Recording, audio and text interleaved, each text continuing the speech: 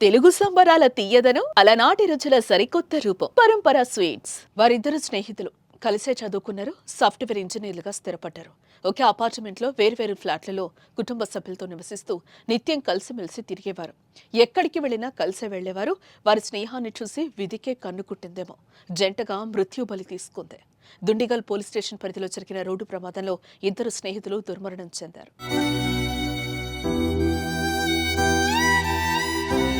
ఒడిశాలోని జైపూర్కు చెందిన భానుప్రకాష్, అదే రాష్ట్రానికి చెందిన నళినీకంఠ బిశ్వాలులు కళాశాలలో చదివేటప్పటి నుంచి స్నేహితులు. ఉద్యోగం వచ్చాక పెళ్లిళ్లు చేసుకుని రాజేంద్రనగర్కు మంచిరేవుల్లోని యునైటెడ్ అమిగో ఎవెన్యూ అపార్ట్మెంట్లోని వేర్వేరు ఫ్లాట్లలో కుటుంబ సభ్యులతో కలిసి నివాసం ఉంటున్నారు. శనివారం రాత్రి 8 గంటలకు స్నేహితులిద్దరూ కారులో అపార్ట్మెంట్ నుంచి బయటకు వెళ్లారు. తిరిగి ఆదివారం తెల్లవారుజామున మేడ్చల్ నుంచి పటాన్చెరు మీదుగా ఔటర్ రింగ్ రోడ్డుపై ఇళ్లకు బయలుదేరారు. వేగంగా వెళుతున్న కారు మార్గమధ్యంలో మల్లంపేట 4A ఎగ్జిట్ వద్ద అదుపు తప్పి డివైడర్ను ఢీకొట్టింది.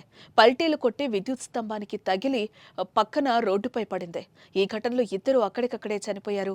ప్రమాదానికి అతివేగమే కారణమని ప్రమాద దృశ్యాలు చెప్తున్నాయి. కారు నుజ్జునుజ్జు అయింది.